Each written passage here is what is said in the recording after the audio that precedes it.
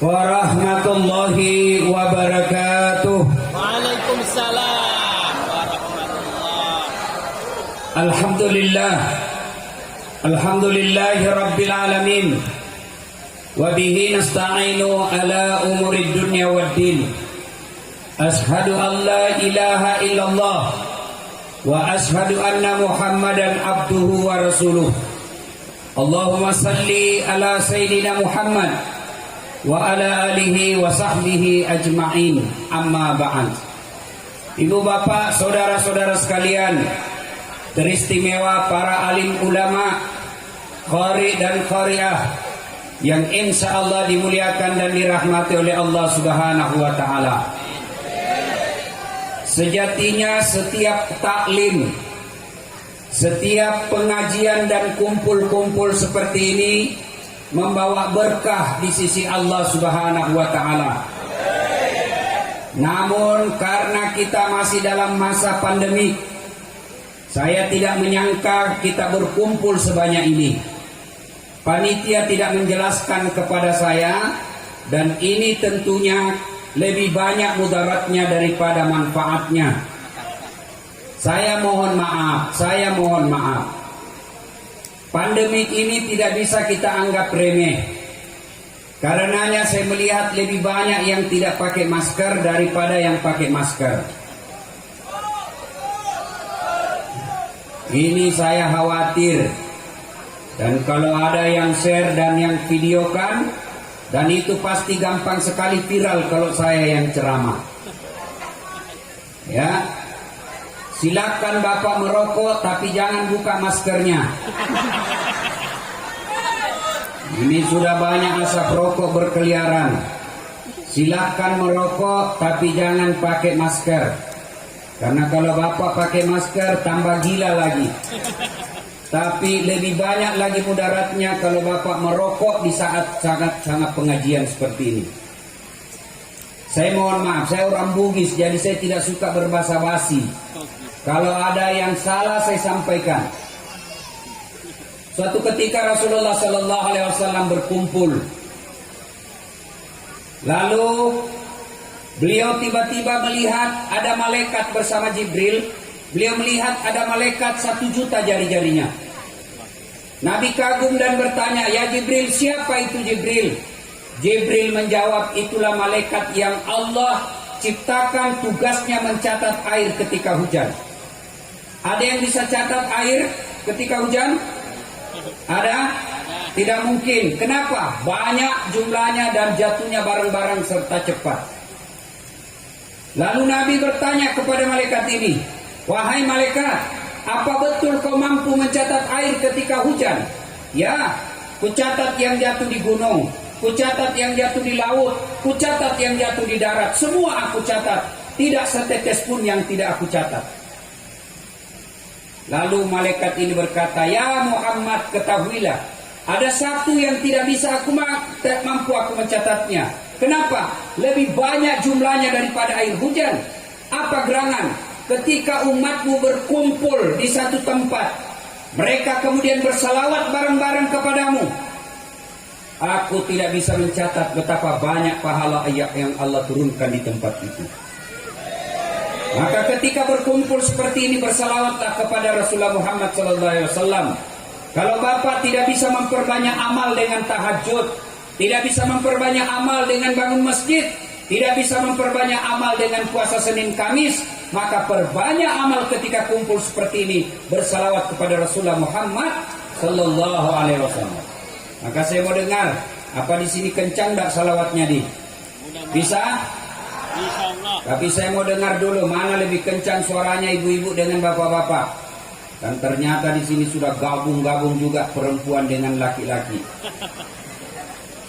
Bisa? Bapak-bapak diam dulu, ibu-ibu dulu ya. Ayo selawat bareng-bareng. Ibu-ibu, yuk. Bapak-bapaknya diam, ibu-ibunya selawat, yuk. Salatullah salamullah ala toha lillah. Salatullah salamullah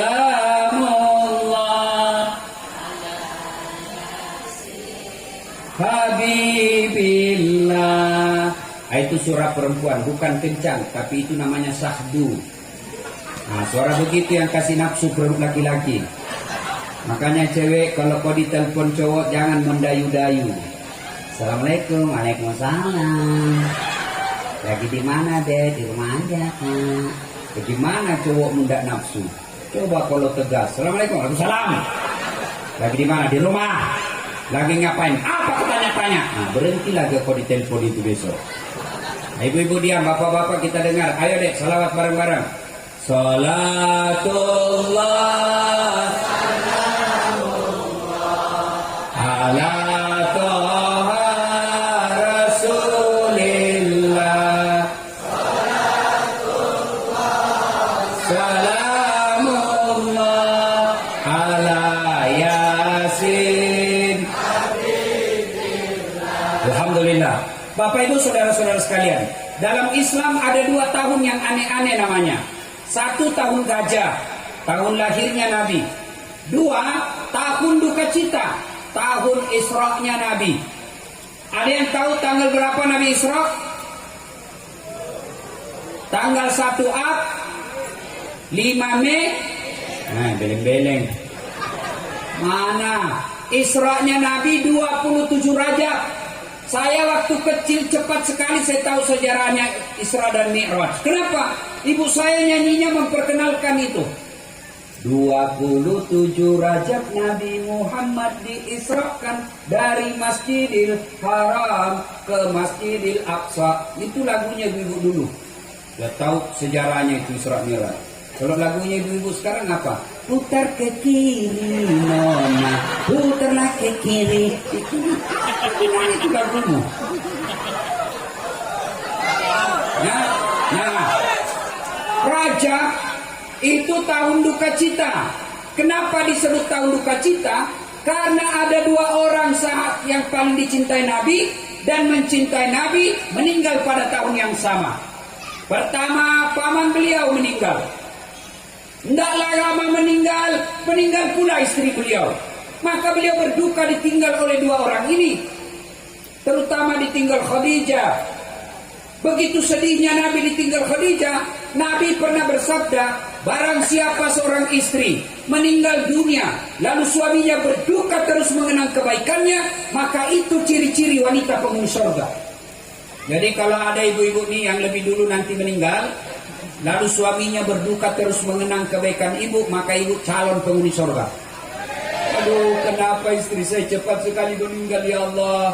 Meskipun dia bau keteknya ya Allah, aku sangat mencintainya ya Allah. Baik betul istri saya ini. Nah, itu ciri-ciri penghuni surga.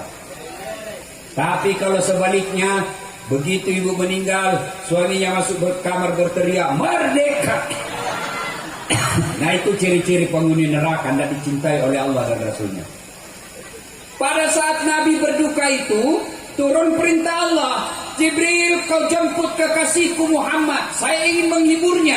Kemana? Ke Taman Mini? Bukan. Ke Ancol? Bukan. Kemana? Langsung ketemu dengan Allah. Untuk apa? Menerima sholat. Saya tidak akan lama-lama. Ini aja intinya. Inti Isra Mi'raj itu sholat.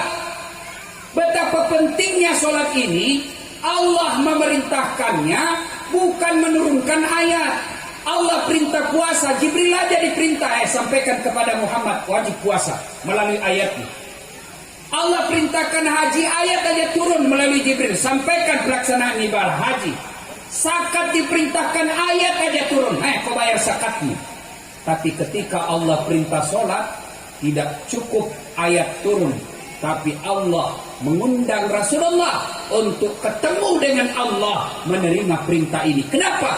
Ini perintah penting, tidak cukup dengan ayat.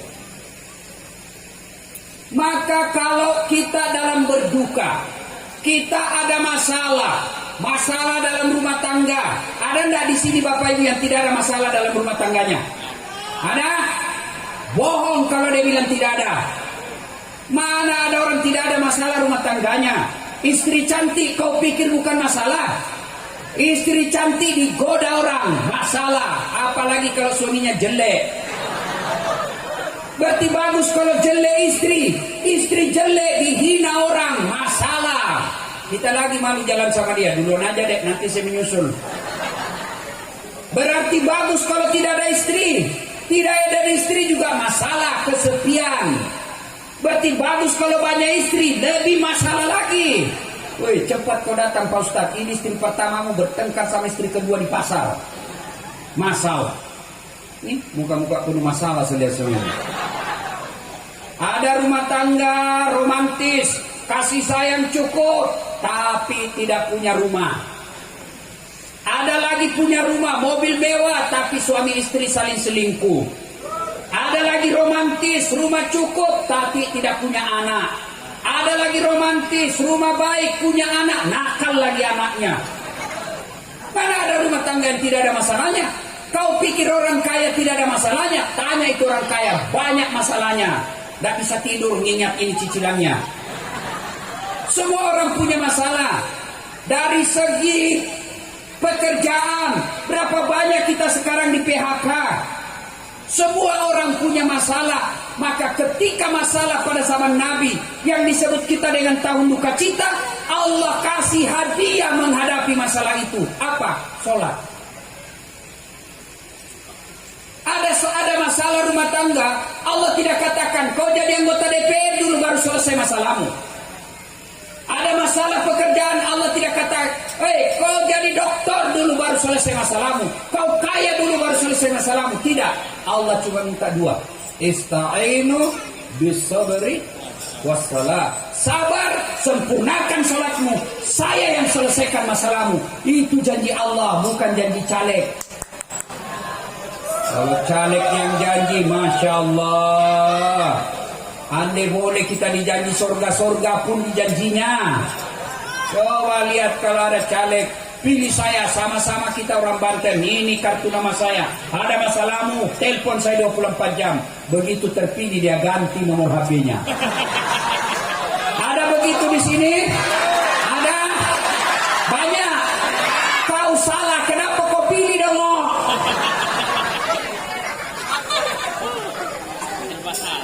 Ayo, demi Allah, kalau tidak sholat tidak ada gunanya kau hadir di dunia.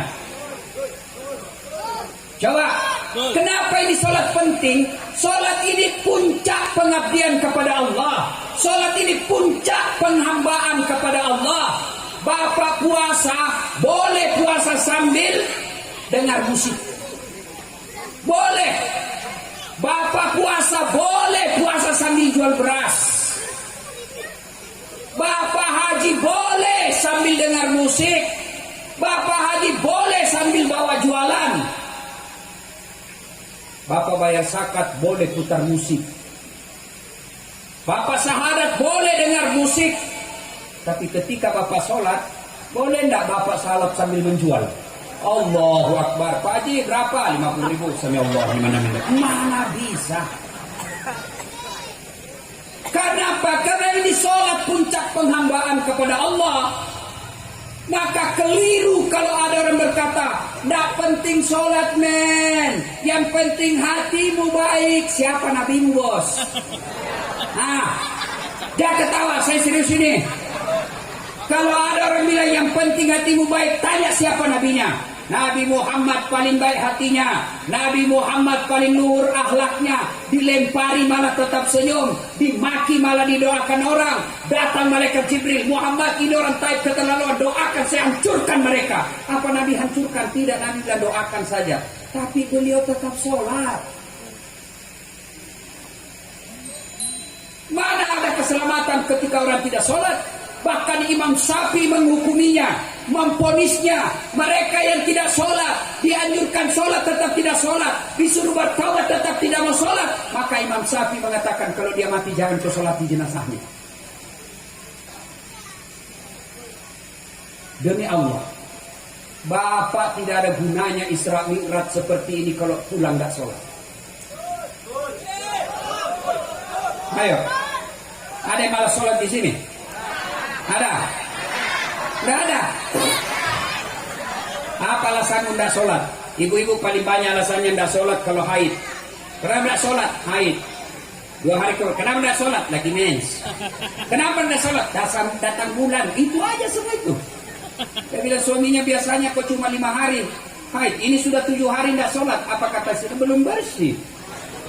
Kau pergi sholat? Masih ada sedikit-sedikit. Begitu suaminya bilang, bohong, apa bohong? Saya kasih dia kau. Belem-belem.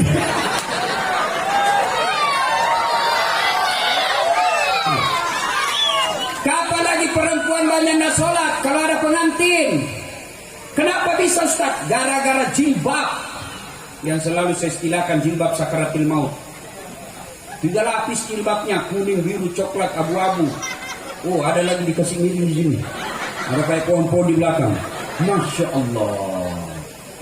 Begitu suaminya, bu, kau pergi sholat. Saya sudah kasih umroh, kau jualkan tanah, kau tidak sholat. Apa dia bilang? Kau sadar Pak? Saya sudah sadar, saya suruh kau sholat. Kau sadar Pak? Kau tidak ini jilbabku 1 jam dipakai. Demi Allah, bapak meninggal. Pertama ditanya bukan berapa mobil. Bapak meninggal pertama ditanya, ya kerja apa tidak? Enggak. Yang pertama ditanya tentang sholat. Ketika ada orang wafat, seluruh pengantar sudah kembali, maka datanglah penjaga kubur. Yang pertanya ditanya, Rabbuka, siapa Tuhanmu?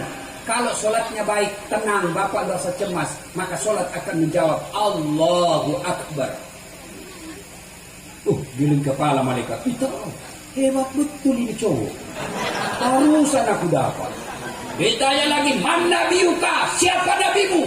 Salat kita menjawab lagi, asyhadu an la ilaha illallah wa asyhadu anna Muhammadar Rasulullah. Malaikat katakan, makin keren aja ini cowok.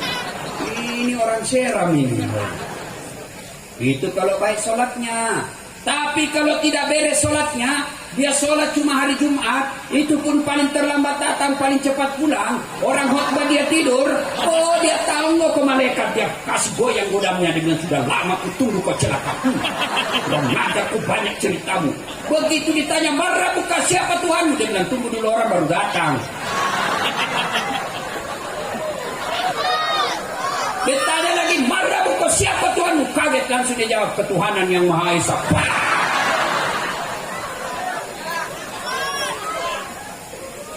Saudaraku pernah merantau ke Jawa Timur, di sana tidak nyaman kerja, balik lagi ke kampung. Merantau ke Malaysia, Malaysia tidak nyaman, balik lagi ke kampung. Merantau ke Sulawesi, Sulawesi tidak nyaman, balik kampung. Merantau ke Kalimantan juga tidak nyaman, balik lagi ke kampung. Masih ada harapan bisa balik kampung.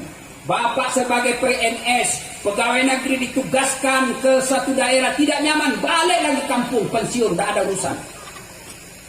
Tapi demi Allah, kalau bapak masuk kubur, senang tidak senang, kau tinggal di situ, tidak boleh kau balik. Benar? Dan orang yang tersiksa di alam kubur, kata Nabi, yang paling tersiksa al-mutakhawilu bis sholat, yang mereka menganggap enteng sholat. Satu kali Nabi lagi duduk-duduk, tiba-tiba datang sahabat, ya Rasulullah, masalah di kampung saya. Kenapa? Si fulan wafat, tidak ada yang sholati. Dosa satu kampung itu. Kok bisa? Ya Rasulullah, ini si fulan yang wafat, moncong mulutnya berubah seperti moncong babi. Nabi kaget, Nabi pergi lihat, benar Pak, mulutnya seolah-olah moncong mulut babi. Nabi doakan dengan izin Allah, berubah kembali jadi seperti manusia. Nabi solati, selesai disolati mau dimasukkan ke liang kubur, kembali moncongnya seperti moncong mulut babi. Nabi katakan, ya sudah, makamkan aja dia. Selesai makamkan, ditanya, ini orang sholat enggak? Sholat ya Rasul, cuma hari Jumat saja, itu pun kadang-kadang enggak. Hati-hati kau yang hari Jumat saja sholatnya.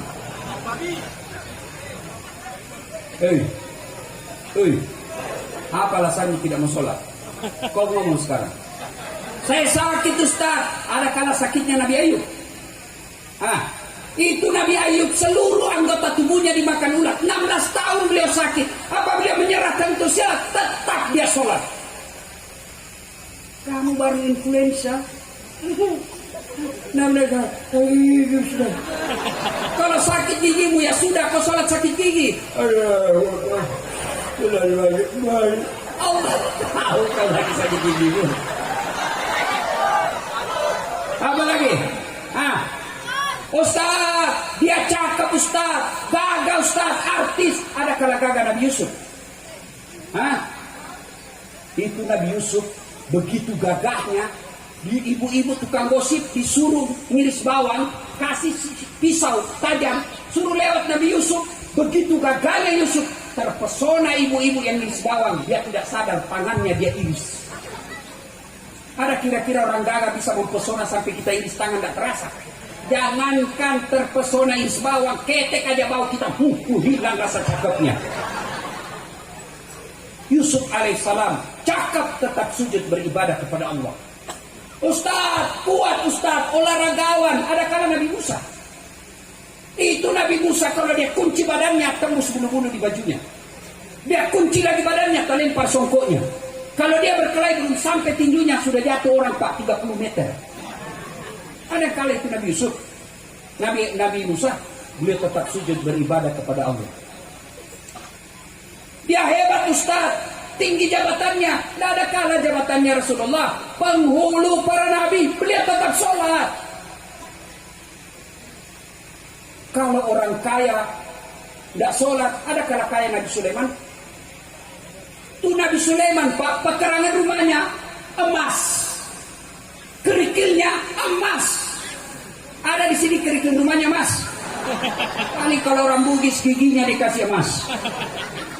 Beliau tetap sujud beribadah kepada Allah. Orang kaya tidak sholat, pejabat tidak sholat, artis tidak sholat. Orang masih bilang ya sudahlah, dia kaya, tinggi jabatannya, selebriti, semua orang Indonesia kenal. Orang masih maklum. Tapi kamu sudah jelek, pengangguran, busuk mulutnya, bau keteknya, tidak sholat. Belin-belin. Nah ibu bapak saudara-saudara sekalian, sholat ya. Demi Allah, tidak ada orang sengsara hidupnya kalau baik sholatnya. Ada daing beca, tukang beca Ustaz, tukang rental apa ojek Ustaz. Kalau dia baik sholatnya, kalau bukan dia yang sejahtera, anaknya yang angkat derajatnya nanti. Dia tukang cuci Ustaz, ngontrak kasihan. Tapi kalau dia tekun pelihara sholat, anaknya yang angkat derajatnya orang tuanya nanti. Tapi kalau di tukang cuci, pembantu rumah tangga, sopir, tidak sholat sampai cucu-cucunya juga nanti menderita. Maka saudaraku, kalau kalian mau hilang duka citamu, kalau hilang masalahmu dalam hidup, perbaiki sholatmu. Inilah hikmahnya Isra Mi'raj.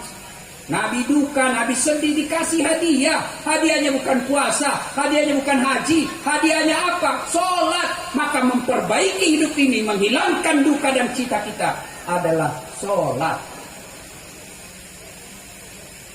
Insya Allah, kalau Bapak Ibu sholat, ada hikmah dari pengajian ini. Mudah-mudahan kehadiran kita ada manfaat. Insya Allah lain waktu dan kesempatan kita akan lanjutkan. Mohon maaf kita tidak boleh lama berkumpul Pak. Saya ini sudah terlanjur dikenal sama orang kalau banyak pengajian saya tidak mau datang. Saya sudah bicara sama panitia, tolong batasi jumlah, tolong jaga jarak. Ini sudah tidak ada jaga jarak ini Pak. Jangankan jaga jarak 1 meter, mau cowok cewek aja di situ ada saya lihat nonton sama cowoknya. Nah bilang pacaran syar'i Ustaz Pret. Apa kok pacaran syar'i pergi pengajian? Tidak boleh. Itu sudah campur-campur. Mudah-mudahan Allah melindungi kita dari musibah yang membahayakan ini. Saya alhamdulillah sudah vaksin Pak. Dan saya senang setelah vaksin. Ternyata setelah saya vaksin ini Pak, keberanian saya sama istri makin menjadi-jadi. Jadi kalau ada bapak yang takut sama istrinya, segera vaksin. Ya, kalau sudah ada panggilan untuk vaksin, silakan datang vaksin.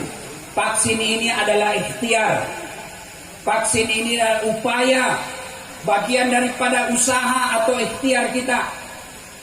Ini bangsa Indonesia memang paling sulit diurus. Ketika belum ada vaksin kita teriak, mana vaksin? Kita desak pemerintah supaya ada vaksin. Begitu sudah ada vaksin kita teriak lagi, ini palsu. Sudah dinyatakan asli oleh BP POM, kita bilang lagi tidak halal. Sudah dinyatakan halal sama MUI, kita lagi bilang minta presiden dulu yang disuntik. Sudah disuntik Jokowi, kita lagi bilang tidak masuk jarumnya. Sudah diperlihatkan bahwa masuk jarumnya, dia bilang lain cairannya. Sudah terbukti lagi cairannya vaksin, dia bilang pencitraan.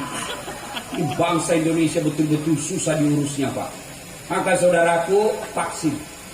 Kalau ada yang bilang ini tidak akurat Ustaz, ini tidak, masih ada kesalahan-kesalahan. Kalau kesalahan-kesalahan masih ada dalam vaksin itu, itulah kesempurnaan manusia. Karena hanya ciptaan dan buatan Allah yang maha sempurna. Bukan vaksin yang membuat kita mati, tapi ajal. Tiba ajal biar tidak vaksin mati. Tiba ajal biar vaksin mati. Lalu kenapa kita vaksin? Supaya kita terhindar dari penyakit. Kenapa kalau kita sehat? Kalau kita sehat, ibadah kita sempurna. Coba lihat, gara-gara vaksin, gara-gara virus ini, salat kita sudah jaga jarak. Alhamdulillah sekarang sudah boleh berjamaah. Mudah-mudahan nanti kalau kita sudah vaksin semua, Ramadan masuk kita sudah boleh tarawih. Kita sudah rindu mau ke Baitullah untuk umroh. Tapi selama kita masih ada pandemi ini, kita tidak bisa pergi lagi ke umroh. Tidak bisa lagi sholat jamaah dengan rapat. Tidak bisa lagi kita buat tabligh akbar yang menghadirkan satu kampung. Maka supaya kita segera bangkit dan hilang vaksin, hilang COVID ini, maka mari sambut vaksin itu. Segeralah kita vaksin, dan alhamdulillah vaksin ini gratis alias tidak dibayar. Nah, ibu bapak, saudara-saudara sekalian, pada akhirnya kalau ingin menghilangkan duka cita, ingin berdialog dengan Allah, maka gunakan sholat 5 waktu. Demikian, lebih dan kurangnya mohon dimaafkan. Kenapa ibu? Lanjut. Memangnya saya pilkada. Lanjut 2 periode, bukan pilkada ini. Terus, memangnya saya tukang parkir. Kalau masih mau dengar ceramah saya, gampang. Buka YouTube, tulis nama saya, Dasat Latif. Oh, keluarlah itu semua ceramah saya. Sudah nonton, jangan lupa like and share. Ya. Demikian, mudah-mudahan ada manfaat. Mohon maaf, saya janji kepada panitia, insya Allah kalau pandemik sudah berlalu, kita akan datang lagi dengan acara yang lebih meriah, insya Allah. Demikian, lebih dan kurangnya mohon dimaafkan. Nun wal kalami masrun billahi fi sabilil haq, fastabiqul khairat. Assalamualaikum warahmatullahi wabarakatuh.